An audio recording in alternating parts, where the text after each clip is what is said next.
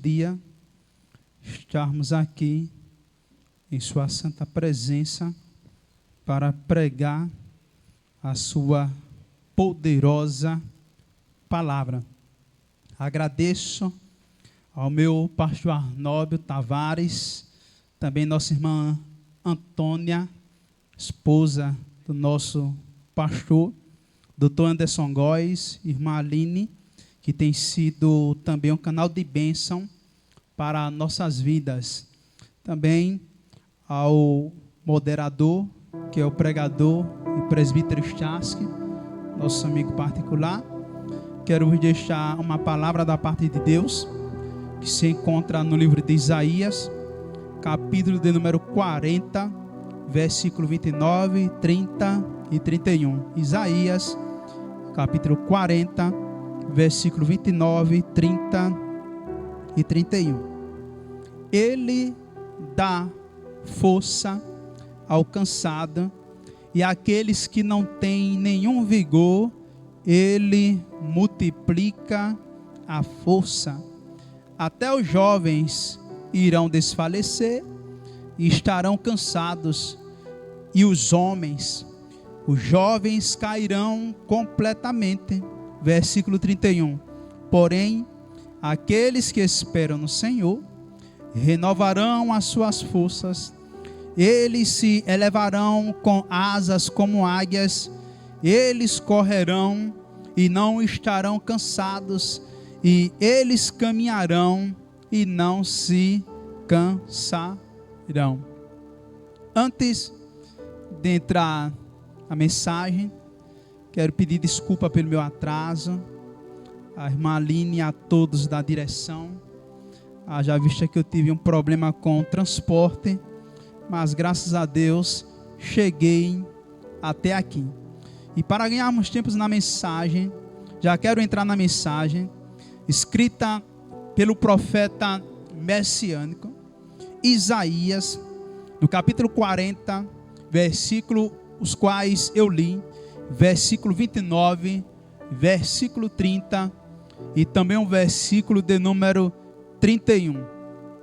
O profeta Isaías, ele escrevendo aqui, ele traz a figura de um animal, ele traz uma figura de uma ave, e o nome desta ave é a águia. É interessante que Isaías, quando ele escreve o capítulo 40 e o versículo 29, ele vai dizer que Deus, ele multiplica a força daquele que não tem nenhuma força. Ora, multiplicar o nada é impossível de obter um cálculo. Se for questionar, indagar ou perguntar um professor de matemática ou um aluno que é muito ou bem aplicado na matemática, eles vão se perder em explicar este versículo. Por quê? Porque na lógica humana não se multiplica o nada, mas o texto em apreço vai dizer que Deus, ele tem a capacidade de multiplicar o nada. Se eu multiplicar 0 vezes 0, vai dar 0. Mas Deus, a matemática de Deus, ela é diferente da nossa. Porque aqui Isaías diz que ele multiplica aquilo que não tem nada. E na lógica humana não dá resultado nenhum. Porém, na lógica de Deus, dá sim resultado. E ele diz: os jovens correrão e se cansarão. Por quê? Porque a gente corre e só cansa. É isso que Isaías quer dizer. Mas ele diz: aqueles que esperam no Senhor renovarão as suas forças, subirão com asas de águia, correrão e não se cansarão. Esse texto aqui, Isaías, ele está falando não só no sentido literal, o voo da águia, a vida da águia, a habitação da águia, os segredos da águia. Ele não só fala no lado literal, mas ele também aplica no lado espiritual na vida do homem. No sentido literal aqui, Isaías ele quer dizer que a ave, ela mantinha a sua beleza, a sua força. Por quê? Porque ela tem a capacidade de se renovar. Falando sobre a águia, existe uma matéria da biologia que se chama a ornitologia. E o que é a ornitologia? É o ramo da biologia que se dedica, que estuda as aves, a sua espécie, estuda a família da águia. Então a ornitologia vai dizer que a águia, ela vive em torno de 50, no máximo 70 anos de idade. Só que existe um porém. Qual é o porém? É que a águia, ela nasce, e quando ela atinge cerca de 35 anos de idade, a águia, ela já está velha. Por que a águia já está velha? Porque ela voou muito, se cansou muito, houve o desgastes. E então, devido à quantidade de voos alçados pela águia, devido aos seus desgastes naturais, a águia, as suas penas, agora com 35 anos de idade, estão com as penas pesadas.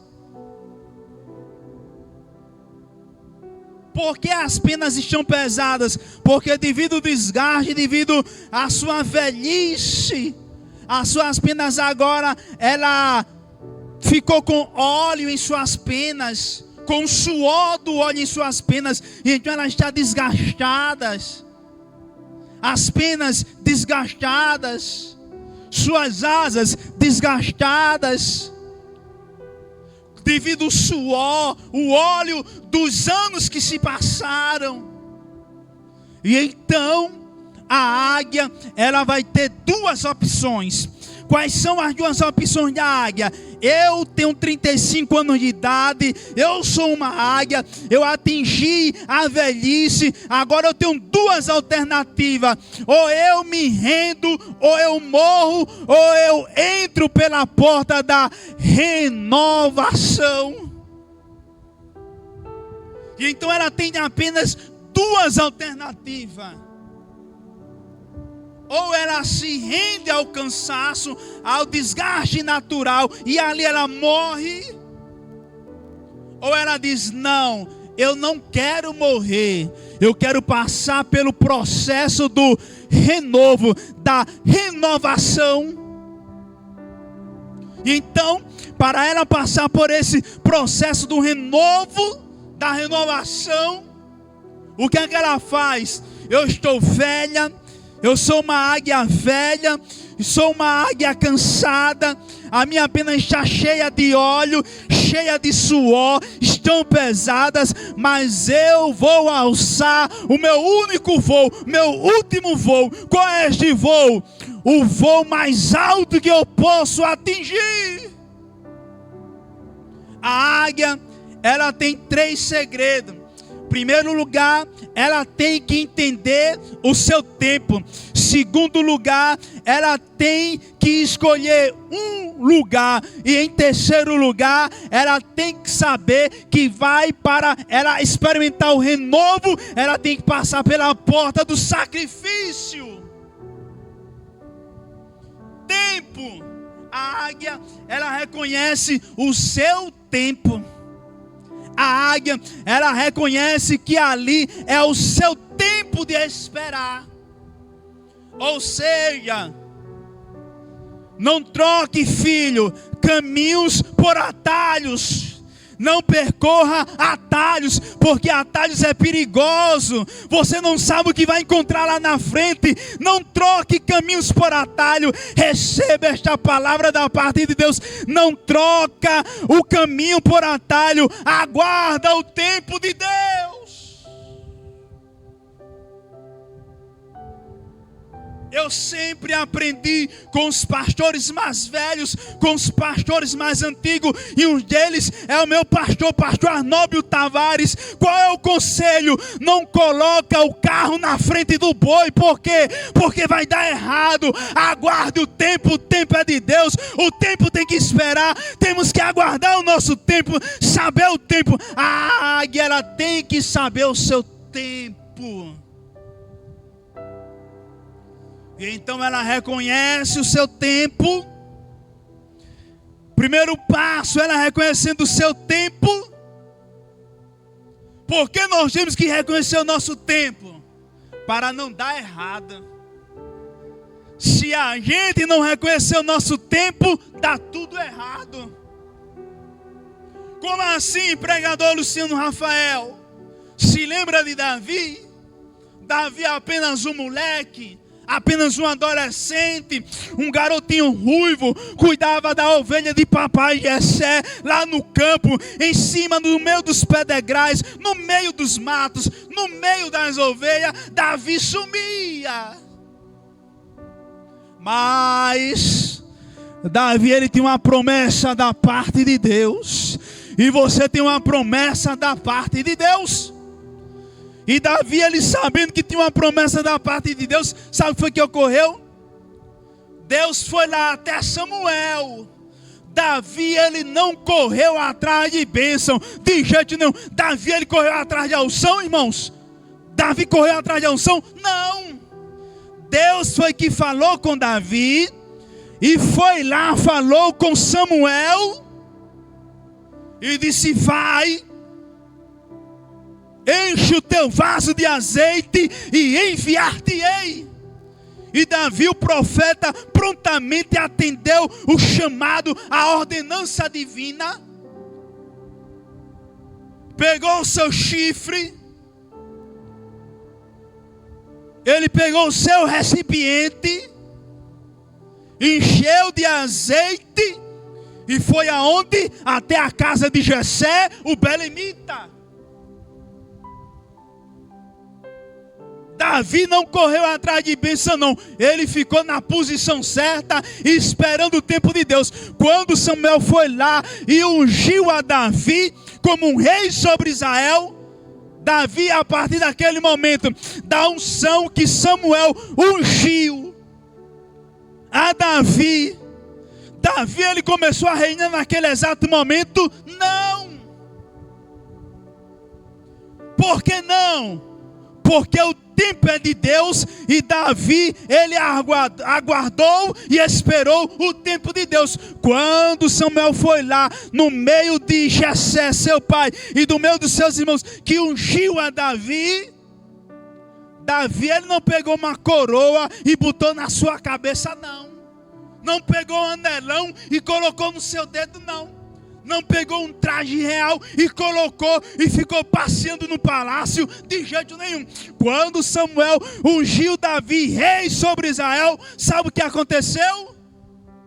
Ao invés de ele subir ao palácio, assentar o trono, ele abaixou a cabeça e voltou a cuidar das ovelhas de seu pai Jessé, o belemita. Por quê? Porque tudo há um tempo.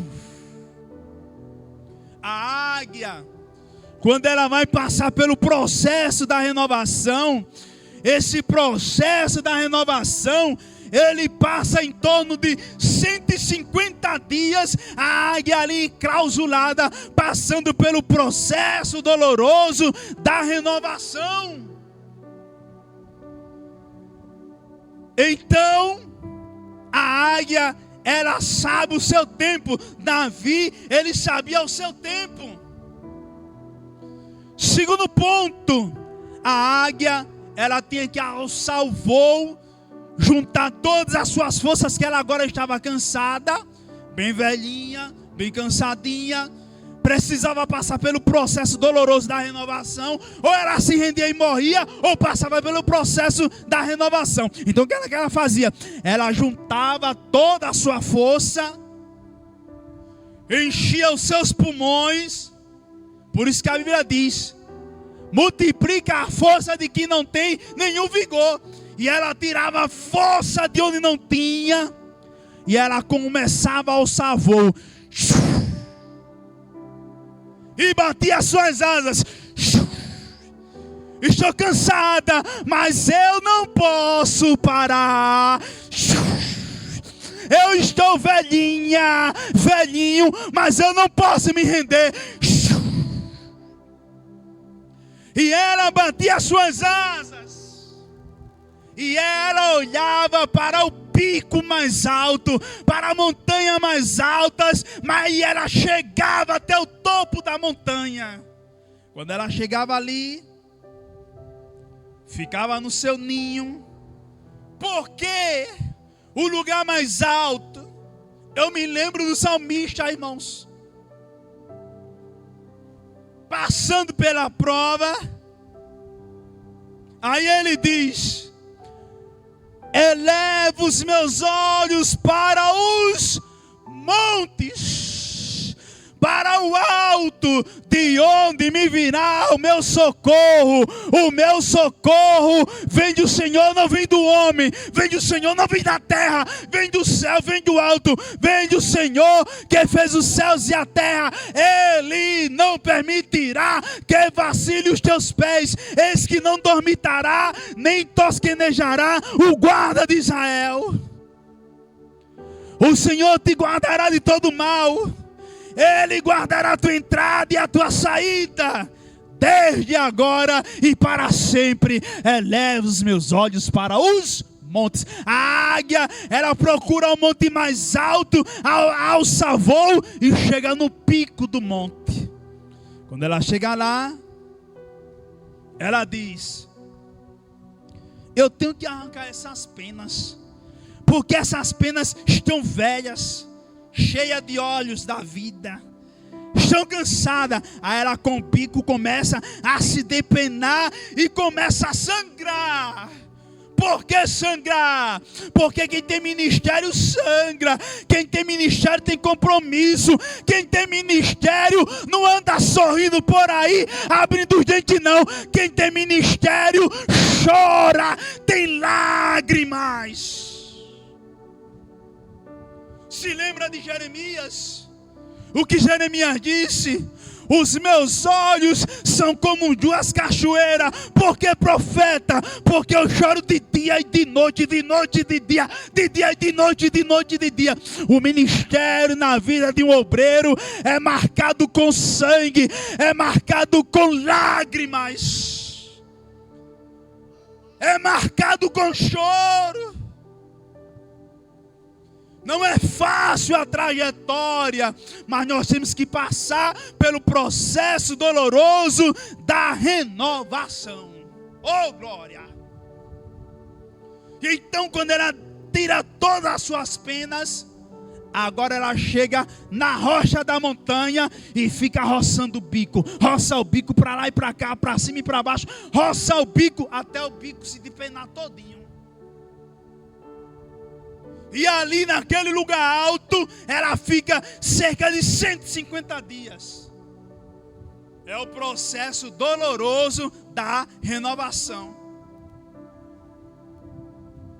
A águia, a classificação dela ela é a espécie da ave de rapina. Porque a ave de rapina tem ave que só pega a semente. E tem ave que é ave de rapina. O que é ave de rapina? É a ave que sai para caçar o seu alimento. A ave de rapina, ela é uma ave caçadora. Para ela se alimentar, ela tem que sair, procurar o seu alimento e caçar. Quais são as aves de rapinas? Várias. Tem a coruja, que é a ave de rapina, o carcará, falcão. Mas Isaías aqui, ele fala sobre a águia.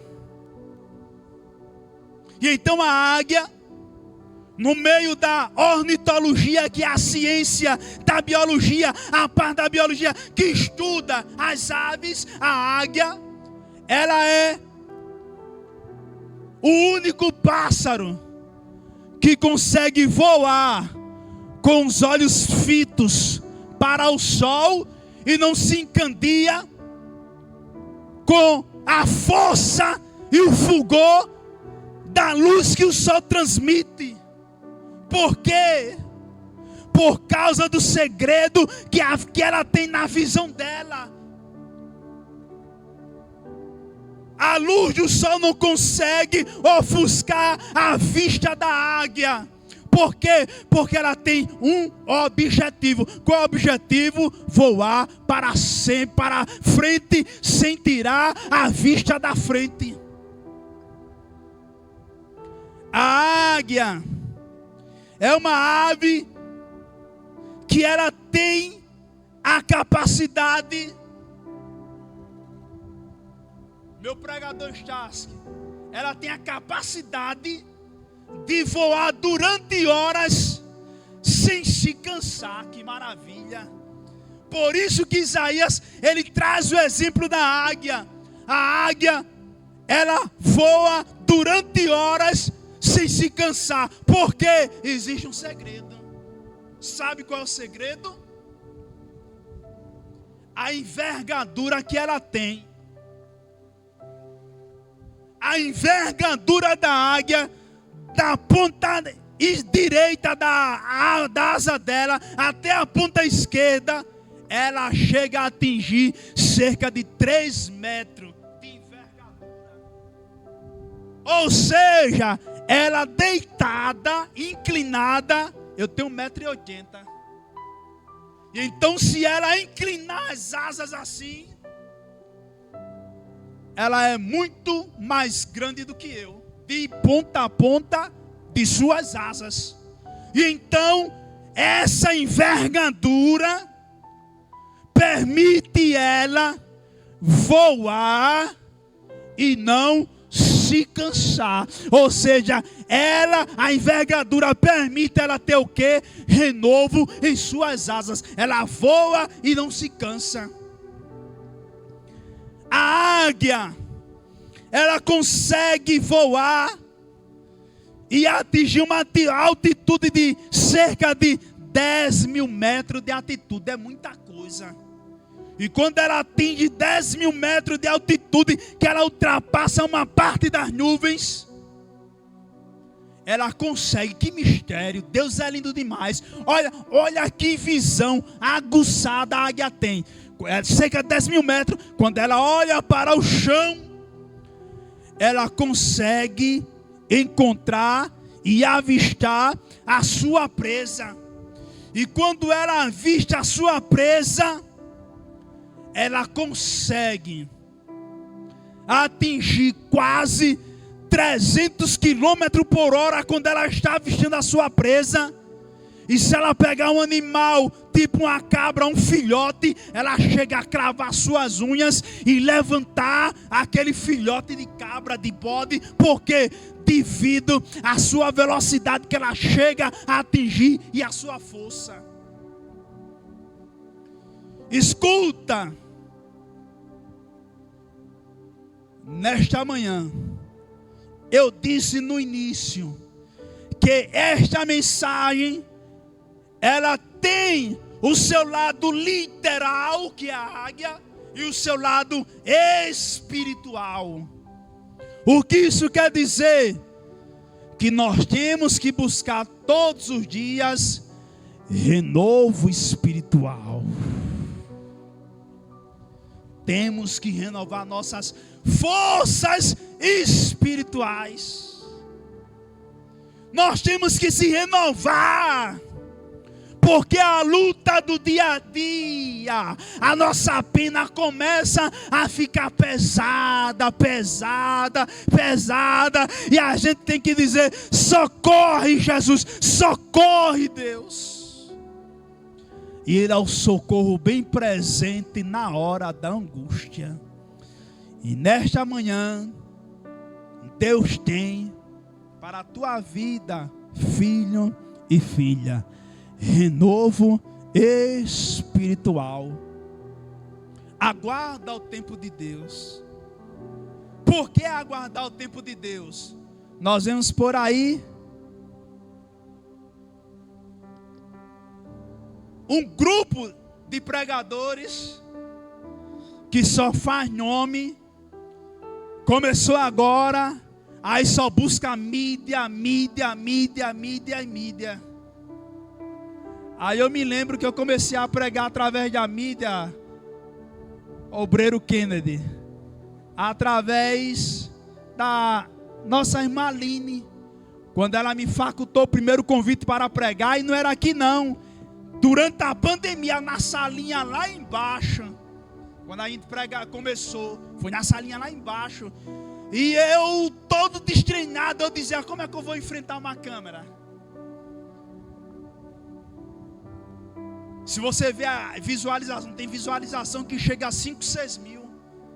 Tem países que chega a assistir as nossas mensagens. E então no primeiro dia eu tremi na base. Eu não sabia nem o que era pregar em mídia, ao vivo, para o povo me ouvir. E os pregadores de hoje só procuram nome, fama e mídia. Aguarda, filho, o tempo de Deus. O tempo é de Deus, a hora é de Deus, o relógio é de Deus. É Deus que exalta, o tempo é de Deus. Aí se converte agora, aí já pega o microfone e já quer pregar. Se auto-intitula pregador. Aí há 30 anos atrás, eu no anonimato, ao ouvir o meu pastor Arnóbio pregando, aí eu dizia: olha, eu quero pregar igual esse pregador, igual esse pastor, o pastor Arnóbio.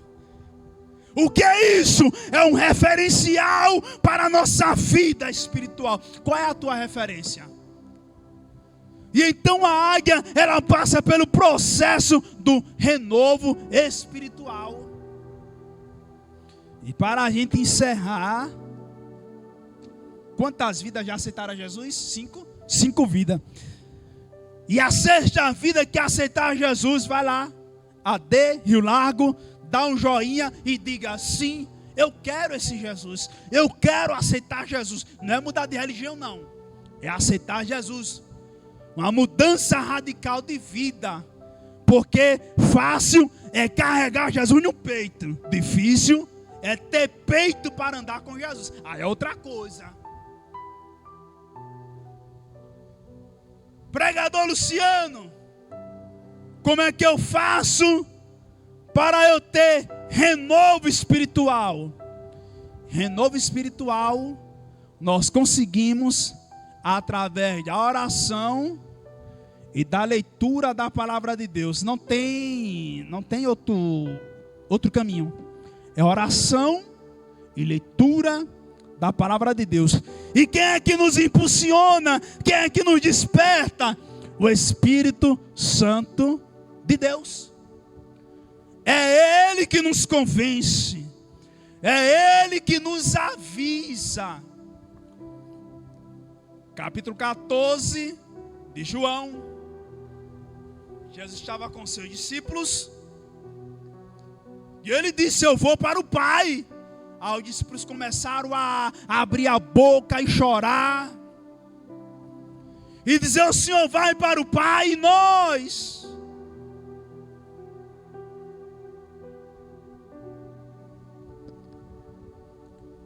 E Jesus diz: não se preocupa, eu vou para o Pai, e eu não vos deixareis órfãos.